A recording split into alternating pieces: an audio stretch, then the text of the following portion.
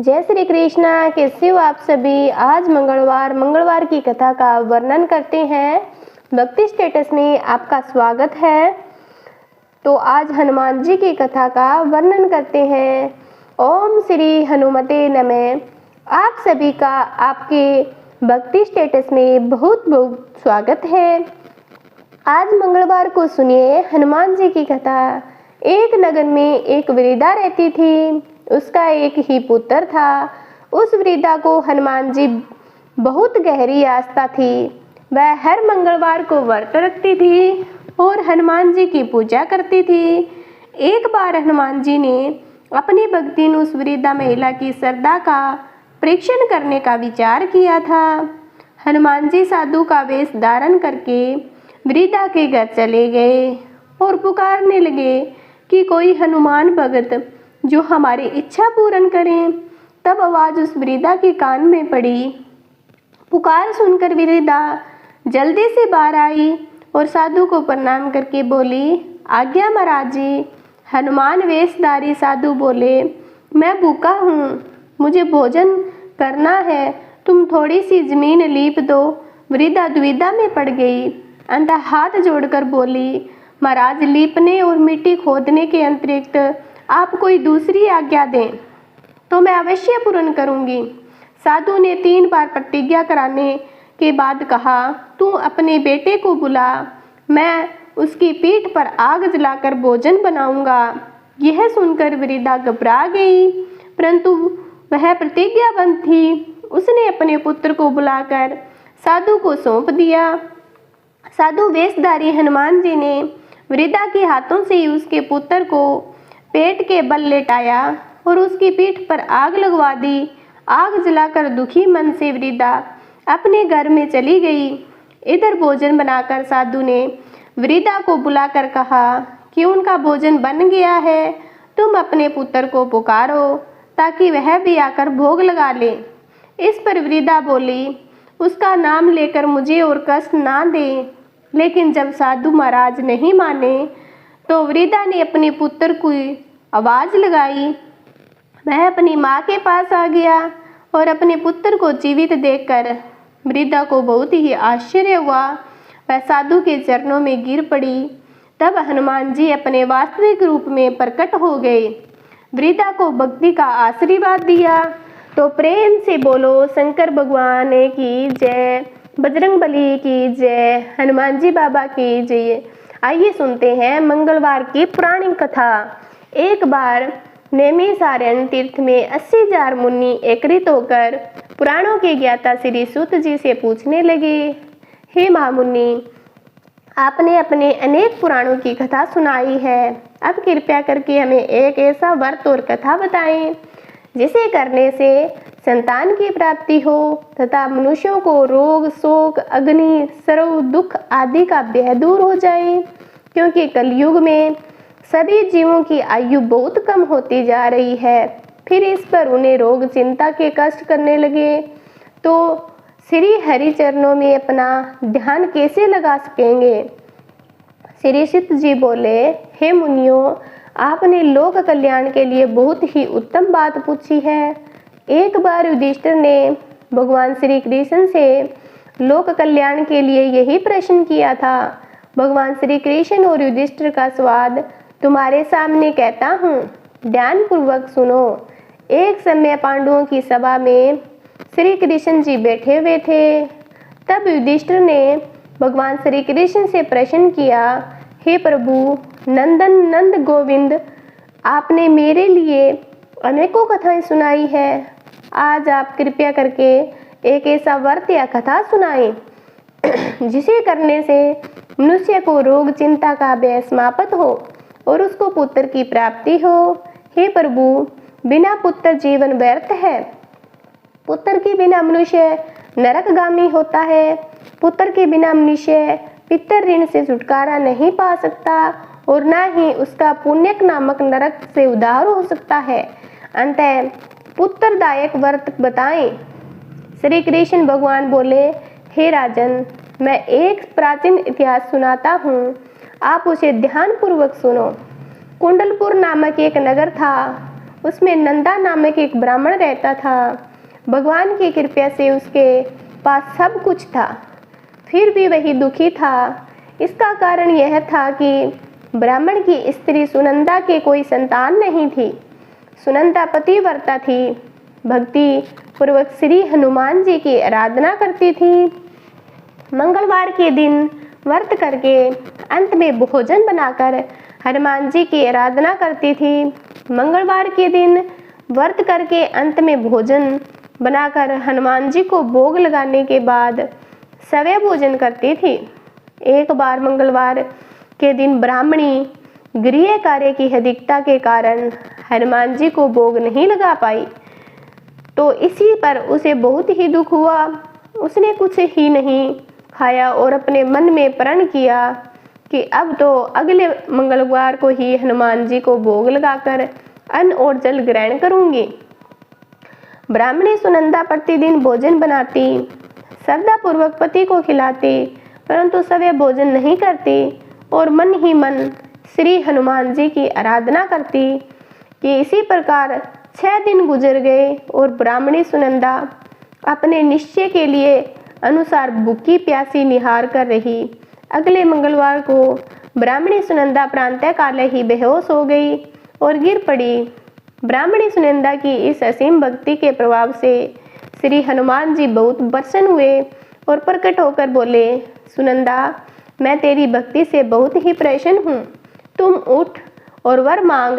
सुनंदा अपने आराध्य देव श्री हनुमान जी को देखकर आनंद की अधिकता से विफल होकर हनुमान जी के चरणों में गिर पड़ी और बोली कि हे प्रभु, मेरे कोई संतान नहीं है, कृपया करके पुत्र और कन्या प्रदान करें, आपकी अति कृपया होगी।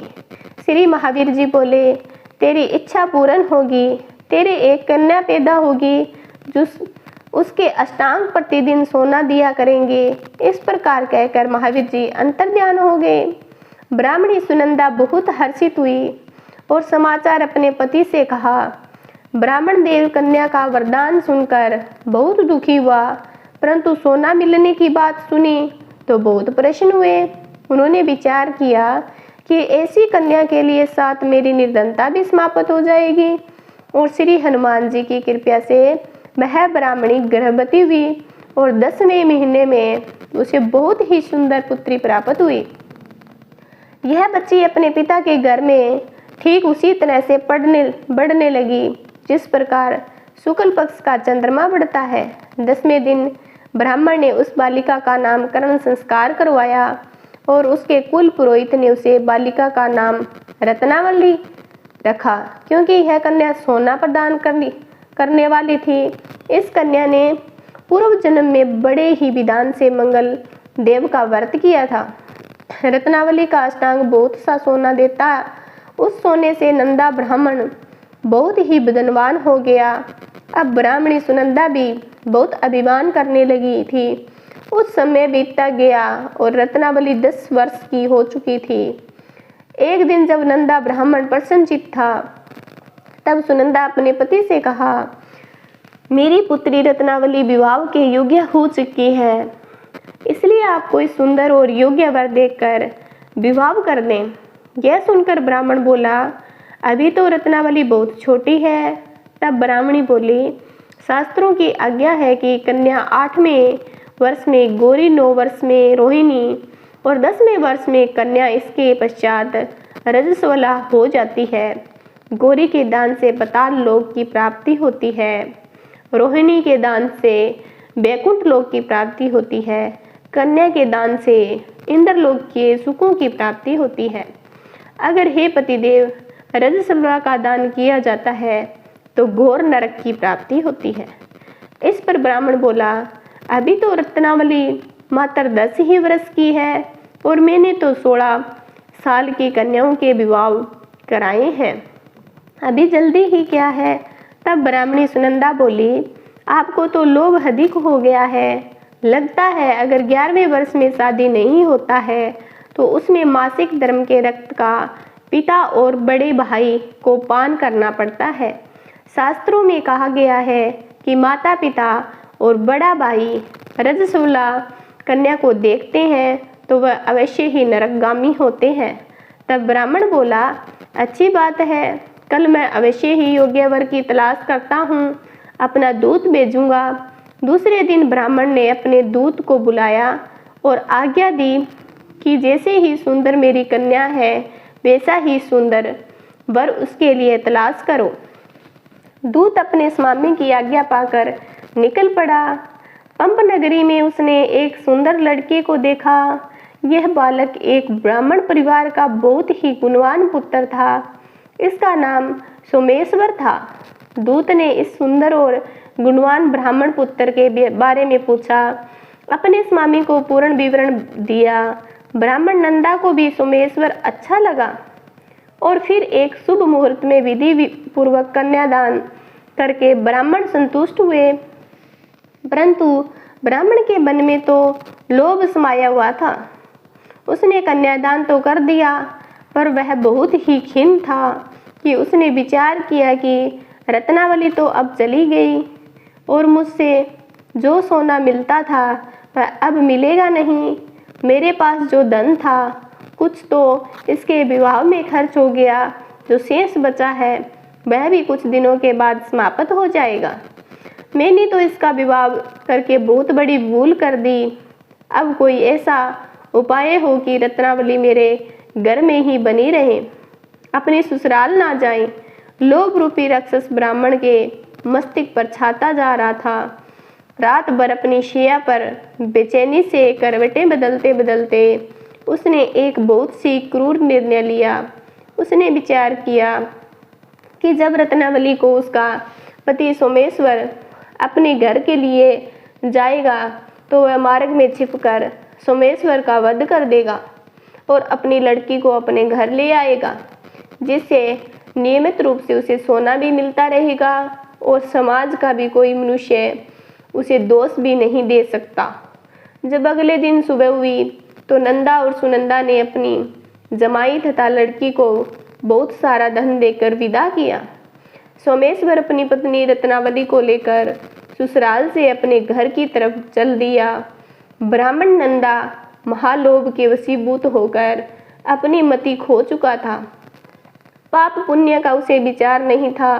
अपने भयानक और क्रूर निर्णय को कार्य रूप देने के लिए उसे अपने दूत को मार्ग में अपने जमाई का वध कराने के लिए भेज दिया, ताकि रत्नावली को प्राप्त होने वाला सोना उसे हमेशा मिलता रहे और वह कभी निर्धन ना हो सके।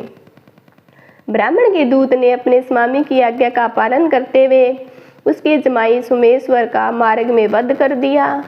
समाचार प्राप्त करके ब्राह्मण नंदा मार्ग में पहुंचा और रोती हुई अपनी पुत्री रत्नावली से बोला, हे पुत्री, मार्ग में लुटेरों ने पति का वध कर दिया है। भगवान की इच्छा है कि आगे किसी का वश नहीं चलता। अब तू घर चल, वहाँ पर ही रहकर शेष जीवन व्यतीत करना। जो भाग्य में लिखा है वही होगा। अपने पति की अकाल मृत्यु से रत्नावली बहुत दुखी हुई। करुण क्रीदन और रुदन करती हुई अपने पिता से बोली, हे पिताजी, इस संसार में जिस स्त्री का पति नहीं है उसका जीना व्यर्थ है।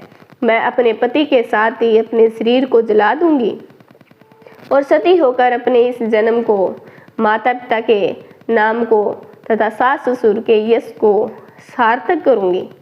ब्राह्मण नंदा अपनी पुत्री रत्नावली के वचनों को सुनकर बहुत दुखी हुआ और विचार करने लगा कि मैंने व्यर्थ ही जमाई वध का पाप अपने सिर लिया है। रत्नावली तो उसके पीछे अपने प्राण तक देने को तैयार है। मेरा तो दोनों तरफ से मरण हो चुका है। धन तो अब मिलेगा नहीं। जमाई मद के पाप के फल का स्वरूप यम यातना भुगतनी पड़ेगी। यह सोचकर वह बहुत ही दुखी हुआ। सोमेश्वर की चिंता बनाई गई। रत्नावली सती होने की इच्छा से अपने पति का सिर अपनी गोद में रखकर चिता में बैठ गई। जैसे ही सोमेश्वर की चिता को अग्नि लगाई गई, वैसे ही प्रसन्न होकर मंगलदेव वहां प्रकट हुए और बोले, रत्नावली, मैं तेरी पति भक्ति से बहुत ही प्रसन्न हूँ, तू वर मांगा। तब रत्नावली ने अपने पति का जीवन दान मांगा। मंगलदेव बोले, रत्नावली तेरा पति अजर अमर है, यह महाविद्वान भी होगा और इसके अलावा तेरी जो इच्छा हो वह वर मांगा। तब रत्नावली बोली कि हे गुरुओं के स्वामी, यदि आप मुझ पर प्रसन्न हो गए हैं तो मुझे ये वरदान दीजिए कि जो भी मनुष्य मंगलवार के दिन प्रातः काल लाल पुष्प लाल चंदन से पूजा करके आपका स्मरण करेगा, उसको रोग व्याधि नहीं होगी, सब जनों से कभी वियोग नहीं होगा, सिर्फ अग्नि तथा शत्रुओं का भय नहीं रहेगा। और जो स्त्री मंगलवार का व्रत करेगी वह कभी विधवा नहीं होगी। मंगलदेव ने अपने तथा अस्तु कहकर अंतर्ध्यान हो गए। सोमेश्वर मंगलदेव की कृपा से जीवित हो उठा। रत्नावली अपने पति को पुनः प्राप्त करके बहुत प्रसन्न हुई। मंगलदेव का व्रत प्रत्येक मंगलवार को करके व्रतराज और मंगलदेव की कृपा से इस लोक में सुख ऐश्वर्य को भोगते हुए अंत में अपने पति के साथ स्वर्ग लोक को चले गए। प्रेम से बोलिए श्री हनुमान जी की जय। अब सुनते हैं श्री राम की महिमा। लंकापति रावण के वध के बाद जब अयोध्यापति प्रभु श्री राम की कीर्ति दूर दूर तक फैल रही थी और मर्यादा पुरुषोत्तम कहलाने लगे थे, तब एक दिन महादेव शिव की इच्छा हुई। मर्यादा पुरुषोत्तम श्री राम से मिलने की इच्छा प्रकट हुई। पार्वती जी को संग लेकर महादेव जी कैलाश पर्वत से उतरकर अयोध्या नगरी के रास्ते पर चल पड़े। भगवान शिव और माता पार्वती को अयोध्या आया देखकर राम जी बहुत ही खुश हुए।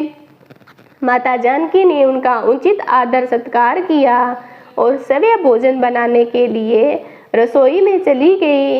इस बीच में भगवान शिव ने श्री राम जी से पूछा, आपके सेवक हनुमान जी दिखाई नहीं दे रहे।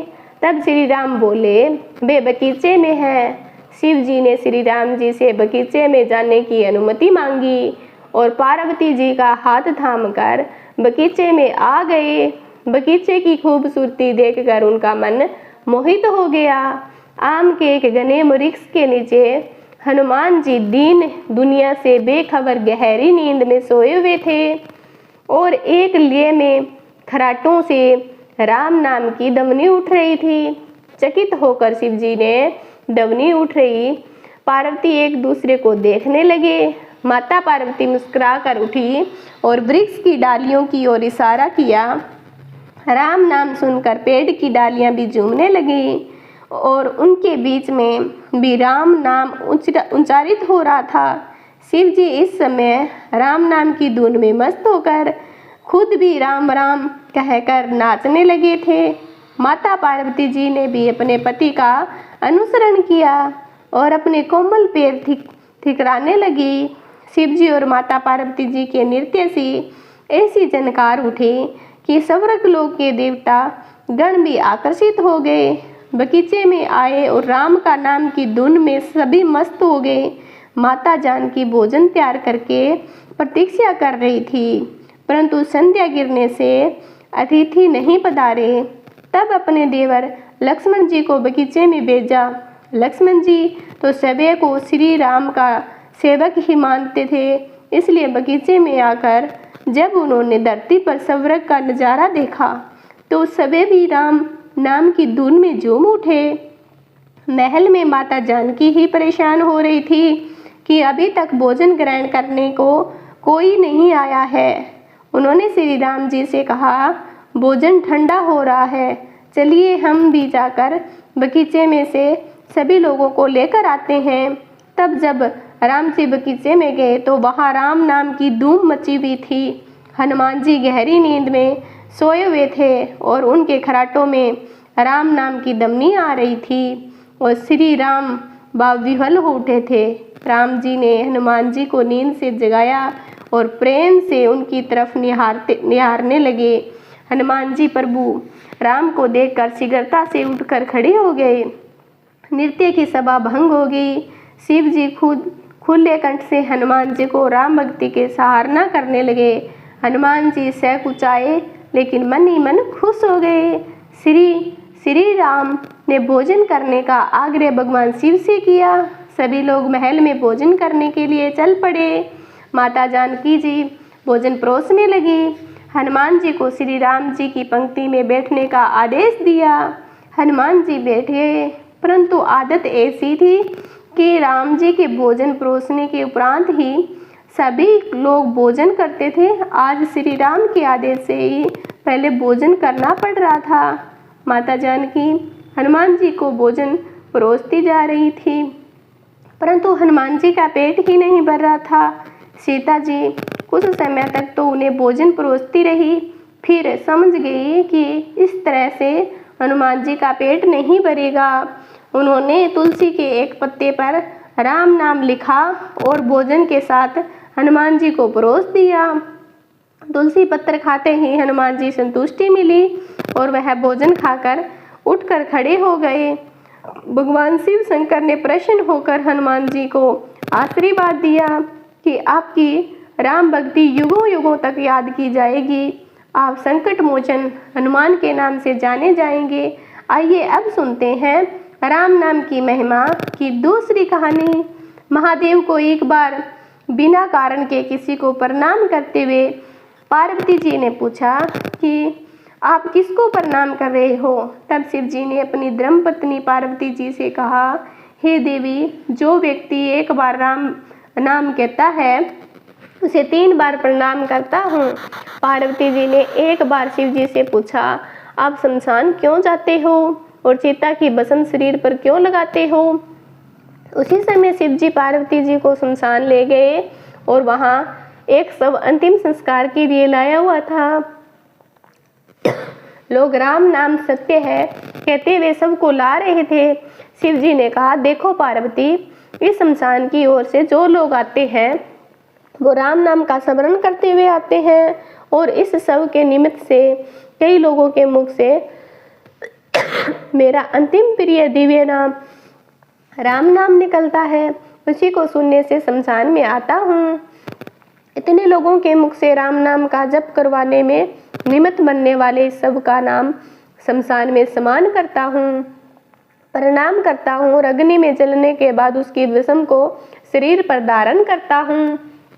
राम नाम बुलाने वाले के प्रति इतना प्रेम है। एक बार शिव जी कैलाश पर पहुंचे और पार्वती जी से भोजन मांगा। तब पार्वती विष्णु सहस्त्र नाम का पाठ कर रहे थे। पार्वती जी ने कहा, अभी पाठ पूरा नहीं हुआ, कृपया थोड़ी देर प्रतीक्षा कीजिए। तब शिव जी ने कहा, इसमें तो समय और श्रम दोनों लगेंगे। संत लोग जिस तरह से सहस्त्र नाम को छोटा कर लेते हैं और नित्य जपते हैं, वैसा उपाय कर लो। तो पार्वती जी ने पूछा कि वो उपाय कैसे करते हैं, मैं सुनना चाहते हूँ। शिव जी ने बताया कि केवल एक बार राम कह लो, तुम्हें सहस्त्र नाम भगवान के 1000 नाम लेने का फल मिल जाएगा। एक राम नाम 1000 दिव्य नामों के नाम से समान होता है। तब पार्वती जी ने वैसा ही किया। भगवान बोले, श्री राम राम रामेति रमे रमे मनोरमे सहस्त्र नाम तत् बुलाए। राम नाम वरान्य, यह राम नाम सभी आपदाओं को हरने वाला है, सभी संपदाओं को देने वाला दाता है, सारे संसार को विश्राम या शांति प्रदान करने वाला है, इसलिए मैं इसे बार बार प्रणाम करता हूँ।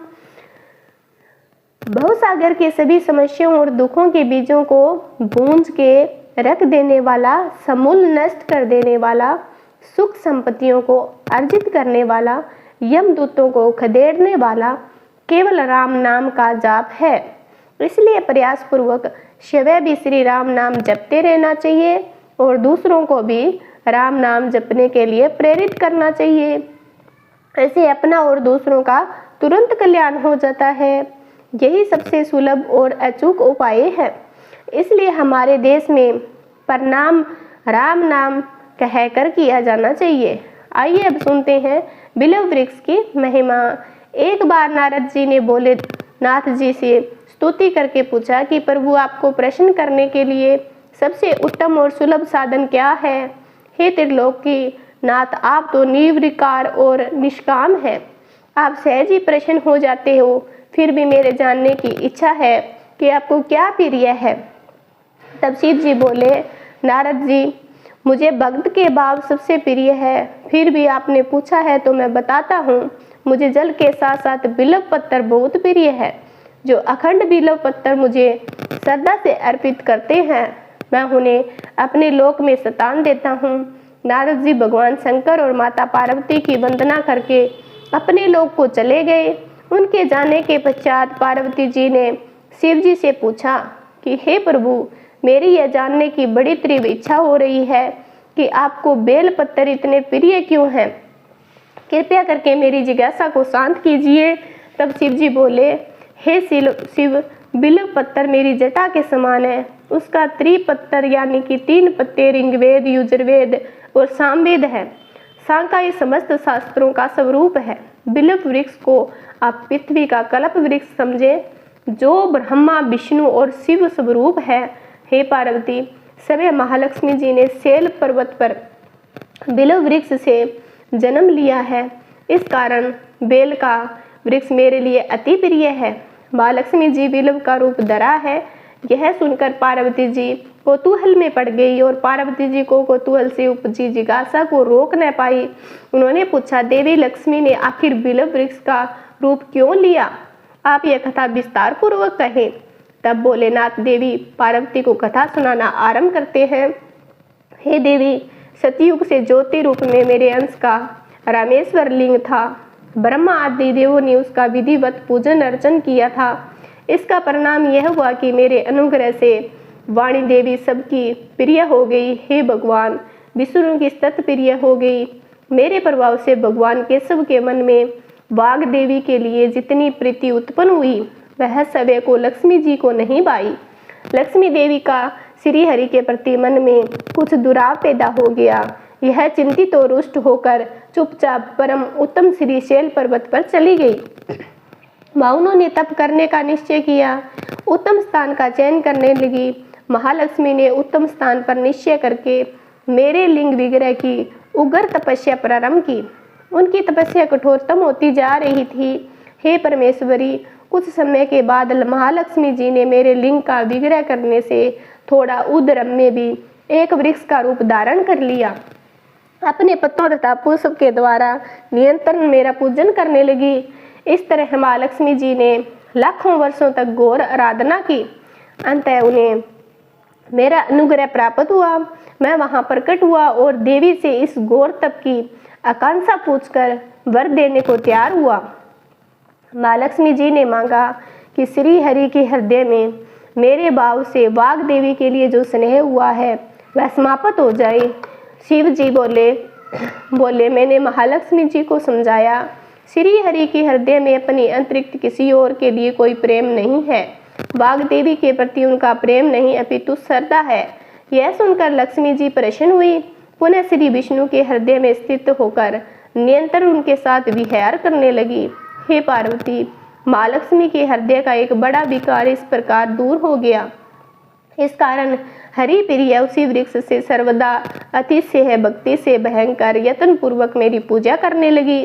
हे पार्वती, इसी कारण विश्व का वृक्ष, उसके पत्ते, फल, फूल आदि मुझे बहुत प्रिय है। मैं निर्जन स्थान में बिल्व वृक्ष का आश्रय लेकर रहता हूँ। बेल वृक्ष को सदा सर्व तीर्थ में एक सर्वदेवमय मानना चाहिए। बिल्व पत्तर, बिल्व फूल, बिल्व वृक्ष तथा बिल्व काष्ठ के चंदन से जो मेरा पूजन करता है वह भक्त मेरा अति प्रिय है। बिल्व वृक्ष को शिव के समान ही समझो। वह मेरा शरीर है जो बिल्व पर चंदन से मेरा नाम अंकित करके मुझे अर्पण करता है। मैं उन सभी पापों से मुक्त करके अपने लोक में स्थान देता हूँ। हे देवी, उस व्यक्ति को सवै लक्ष्मी जी नमस्कार करती है जो मेरा पूजन करते हैं। जो बिल्व मूल में प्राण छोड़ता है उसको रुद्र देह प्राण प्राप्त होता है। ऐसे मनुष्य पर सदैव माता लक्ष्मी की कृपा रहती है और सदा ही भगवान नारायण की कृपा भी उन पर सदैव बनी रहती है। प्रेम से बोलिए भगवान शिव पार्वती माता की जय। आइए अब सुनते हैं मंगलवार को सुनी जाने वाली मंगला गौरी माता की पौराणिक कथा। कुरु देश में श्रुतकृति नाम एक विद्वान कृतिशाली, शत्रुओं का नाश करने वाला, 64 कलाओं का ज्ञाता तथा धनुर्विद्या में कुशल राजा हुआ करता था। पुत्र के अलावा अन्य सभी शुभ चीजें उस राजा के पास थी, इसलिए वह राजा संतान के लिए विषय में अंतत चिंतित हुआ। जब ध्यान से पूर्वक देवी की आराधना करने लगा, तब उसकी कठोर तपस्या से देवी प्रसन्न हो गई और उससे यह वचन बोली कि हे सुव्रत, वर मांगो। तब श्रुतकृति बोला, हे देवी, यदि आप मुझे प्रसन्न हो गई हो तो मुझे सुंदर पुत्र दीजिए। हे देवी, आपकी कृपा से अन्य किसी भी वस्तु का अभाव नहीं है। तब उसका यह वचन सुनकर पवित्र मुस्कान वाली देवी ने कहा कि हे राजन, तुमने अत्यंत दुर्लभ वर मांगा है, फिर भी मैं कृपाव वर्ष में तुम्हें अवश्य दूंगा। किंतु हे राजन सुनिए, यदि परम गुण पुत्र चाहते हो तो वह केवल 16 वर्ष तक जीवित रहेगा, और यदि रूप तथा विद्या से पुत्र चाहते हो तो दीर्घजीवी होगा।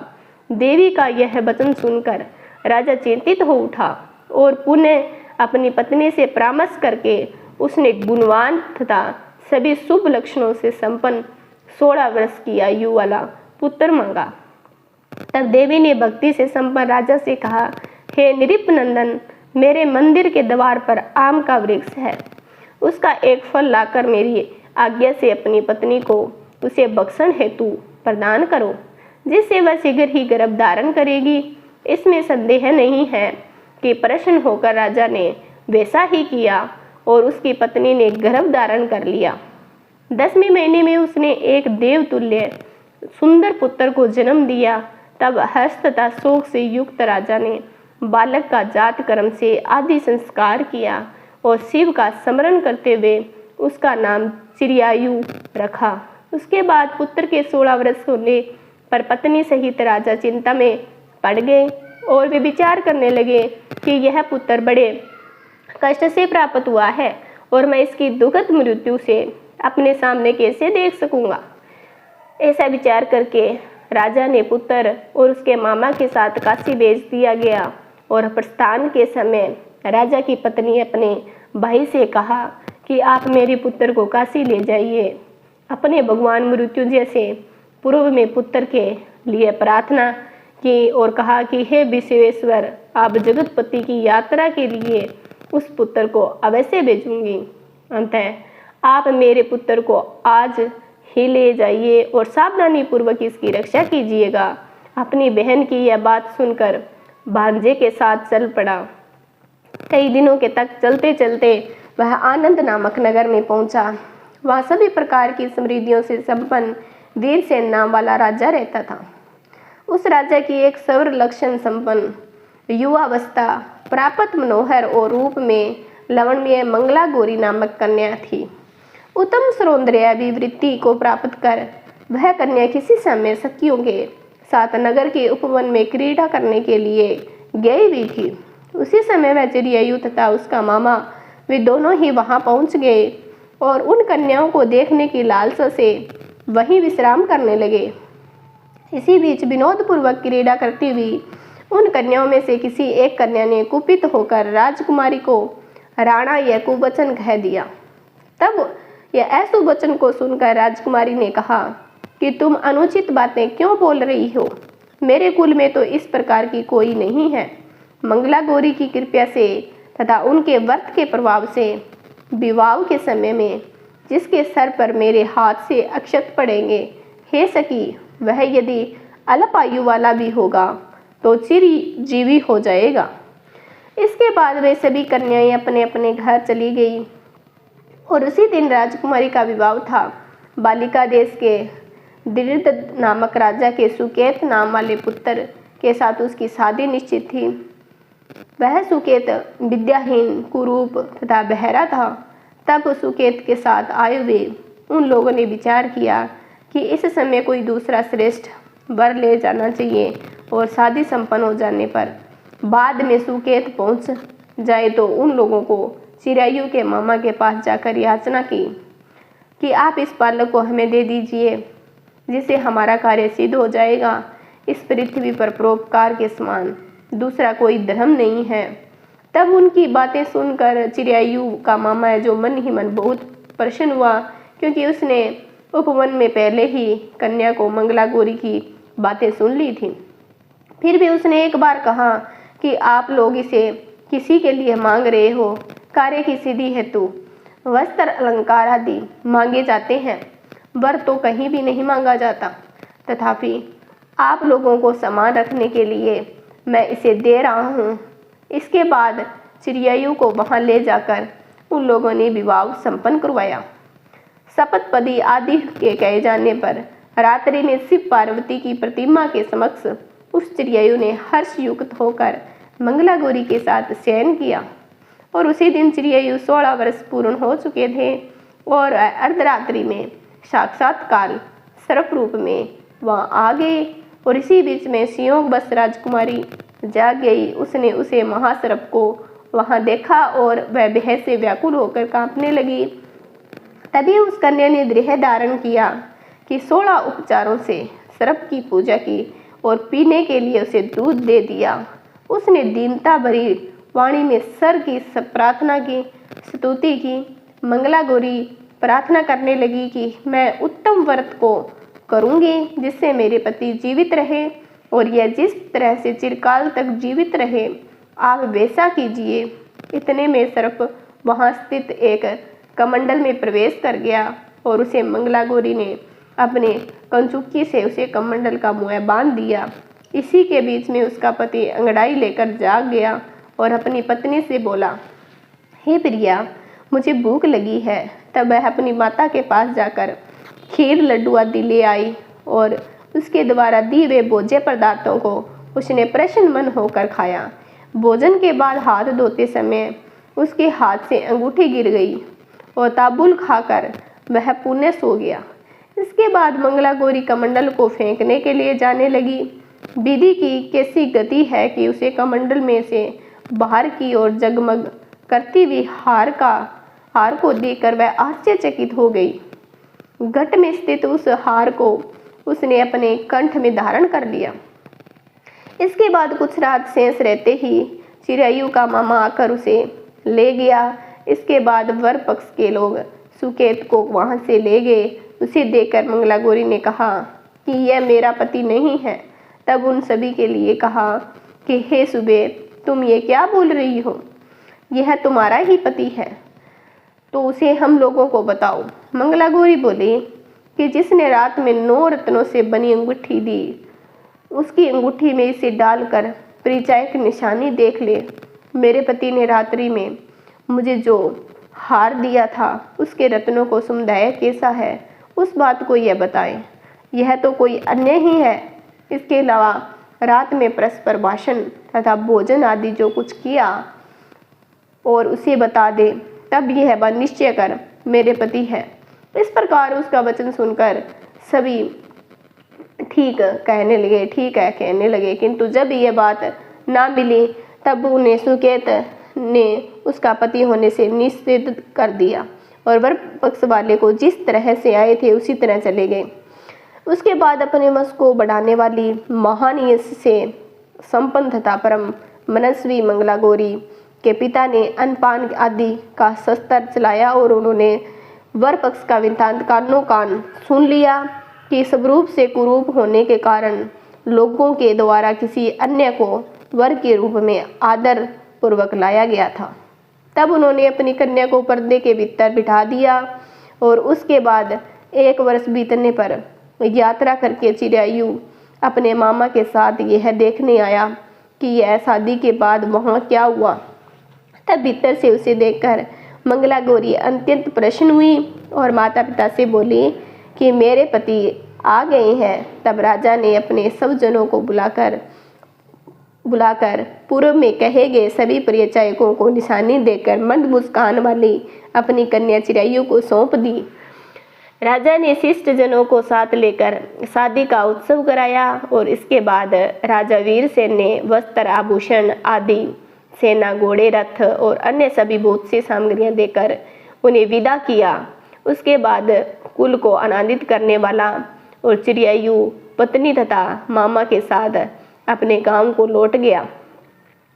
वहां लोगों के मुख से उसे आया हुआ देखकर सुनकर उसके माता पिता को विश्वास नहीं हुआ उन्होंने सोचा कि प्रारब्ध अन्यथा कैसे हो सकता है। इतने में वह अपने माता पिता के पास आ गए और स्नेह से परिपूर्ण वह चिरायु भक्ति पूर्वक उनके चरणों में गिर पड़े।